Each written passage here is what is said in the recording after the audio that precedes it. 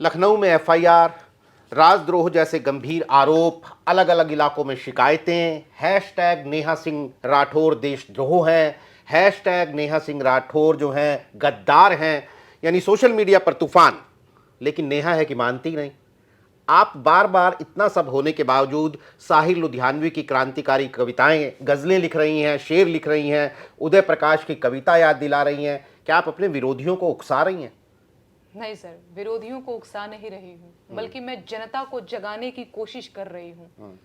और आपने ठीक मेंशन किया, उदय प्रकाश जी की कविता मैंने जो है कल या परसों किसी दिन ट्वीट में मैंने लिखा था कि आदमी मरने के बाद कुछ नहीं सोचता, आदमी मरने के बाद कुछ नहीं बोलता, कुछ नहीं सोचने और कुछ नहीं बोलने पर आदमी मर जाता है। तो ये मैं लोगों को बताने की कोशिश कर रही हूँ कि जिंदा हैं आप लोग, और जिंदा होने का सबूत दीजिए। आप आम नागरिक हैं, आप वोट करते हैं सर। मेरा सिंपल सा सवाल ये है कि हमेशा होता क्या है ना सर, कि कुछ भी देश में बड़ी से बड़ी दुर्घटना हो जाती है, एक पूरा गैंग आ जाता है, ये कहने चुप रहो चुप रहो चुप रहो चुप रहो, शांत रहना शांत रहना शांत रहना। बालासोर में इतनी बड़ी ट्रेन दुर्घटना हो गई, और हम क्या देखते हैं कि रेल मंत्री जी जो हैं वहां पे इतनी सारी लाशें ऐसे खून से लथपथ बिखरी पड़ी हैं, और वहां पे वंदे मातरम आपने शायद सुना होगा। और मुझे लगता है कि भाई इतने सारे लोग, आप कारगिल फतेह करके आए, क्या मतलब क्या जीत करके आए हैं? बोलिए ना कि राम नाम सत्य है। आप समझ रहे हैं मेरी बात को? कुंभ में महाभगदड़ हो जाता है, चुप रहना है। पुलवामा हो गया, चुप रहना है। इस तरीके से तो आए दिन चीजें होती रहेंगी, नागरिकों की जो है हत्याएं होती रहेंगी, और हमें कहा गया है भैया कि बस चुप रहना है। क्यों चुप रहना है? ये सवाल पूछने का सही टाइम कब सही टाइम है, आप मुझे बताओ।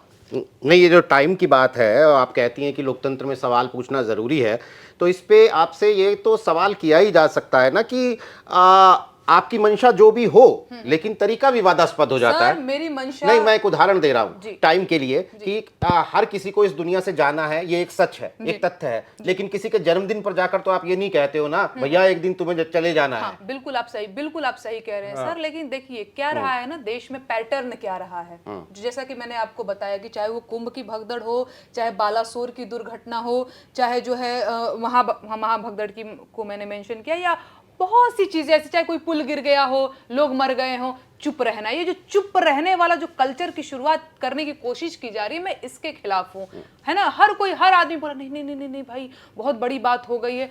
सर तो हम बोले तो बोले कब? हम कब बोले? दूसरी चीज, जब हम बोलते हैं तो मेरे को भद्दी से भद्दी गालियां, मेरे ऊपर देशद्रोह का मुकदमा दर्ज कर दिया, और कुछ लोग ये कह रहे हैं कि तुम्हारी हैसियत क्या है प्रधानमंत्री से सवाल पूछने की।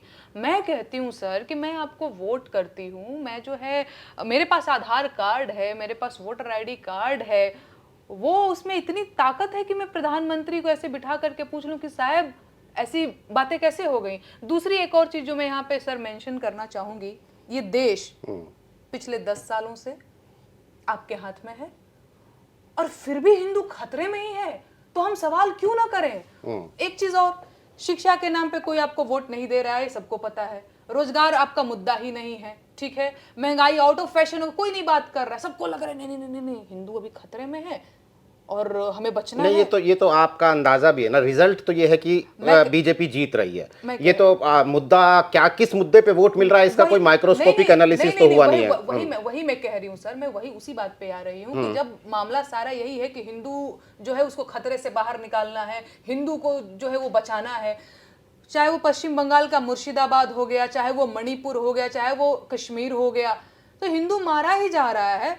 तो हम कैसे ये मान लें कि जो है देश जो है वो सुरक्षित हाथों में है, और जो आप जो कह रहे हैं कि नहीं नहीं नहीं हिंदुओं को जो है मैं बचाऊंगा और हिंदुओं के लिए जो खतरा है मैं उसको, कर क्या रहे हैं आप? और सवाल मैं किससे पूछूं? मैं नेहरू से सवाल नहीं पूछ सकती। हर चीज का ठिकरा मैं नेहरू जी के कपार पे जैसे आप लोग मर देते हैं नहीं मर सकते। और बतौर आम नागरिक ये मेरा संवैधानिक अधिकार है।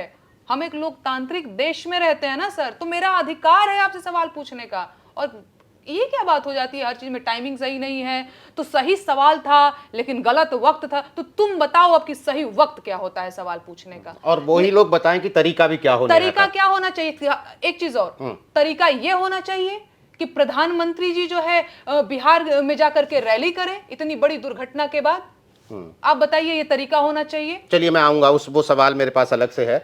एफआईआर दर्ज होने के बाद, राजद्रोह का मुकदमा लगने के बाद आपने सोशल मीडिया पर कहा कि आपके पास वकील की फीस के पैसे नहीं हैं, आपने मदद मांगी और अब नतीजा ये है कि देश के जाने माने वकील कपिल सिब्बल आपका केस लड़ रहे हैं। आपने एक विक्टिम कार्ड खेला और उसका फायदा ये हुआ कि कपिल सिब्बल जैसा बड़ा वकील अब आपके साथ है। नहीं, विक्टिम कार्ड नहीं खेला। कहिए तो मैं आपको आईसीआई वाला अकाउंट अभी दिखा दूं। दिखा देती हूँ। नहीं, मुझे नहीं देखना है, ठीक है। Thank you so much. हाँ, तो मैं आपको दिखा सकती हूँ। देखिए, बिल्कुल मैंने वो ट्वीट किया और सही बात है, अभी आपको मैं दिखा भी सकती हूँ, है ना। 519 रुपया ही मेरे आईसीआई वाले अकाउंट में है आज भी। वो इसलिए भी बताना जरूरी हो गया था सर, क्योंकि चाहे कितना भी हल्का आदमी आप पे आरोप लगा रहा है, लेकिन आरोप बहुत बड़ा लगा रहा है। वो कह रहा है कि देखो देखो, कहीं पाकिस्तान से इसको पैसे आ रहे हैं, तो विदेशों से पैसे आ रहे हैं। और इनका तो एक है कि कोई भी नैरेटिव जो है वो जनता तक पहुंचाने में और परसेप्शन बनाने में कामयाब हो जाते हैं। मेरे बारे में एक उल्टा हॉस्टल कांड उड़ा दिया है, कुछ भी,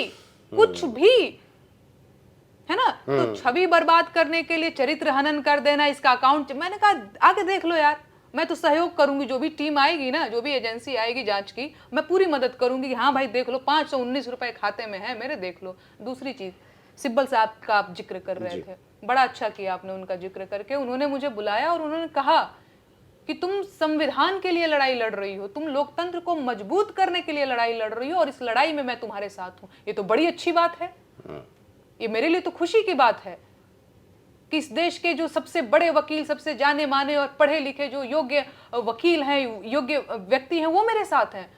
तो इसके लिए मैं बहुत खुश हूं और मैं सिब्बल साहब का धन्यवाद करना चाहूंगी कि उन्होंने मुझे बुलाया और कहा कि तुम्हें चिंता करने की कोई बात नहीं है, तुम संविधान को, लोकतंत्र को मजबूत करने की लड़ाई लड़ रही हो, तुमने कोई देशद्रोह का काम नहीं किया है। और सरकार से सवाल पूछना और प्रधानमंत्री की आलोचना करना, प्रधानमंत्री और देश एक चीज नहीं है, पार्टी और देश में अंतर होता है। प्रधानमंत्री भगवान थोड़े, प्रधानमंत्री देश नहीं है। वो बीजेपी एक राजनीतिक पार्टी है जिसके वो मुखिया हैं, है ना सर जी। तो उन्होंने ये चीजें भी मुझे कही। फर्स्ट अमंग द इक्वल्स कहते हैं प्रधानमंत्री को, मतलब कैबिनेट में भी फर्स्ट अमंग द इक्वल्स, बराबर हैं सबके, बस फर्स्ट अमंग द इक्वल्स।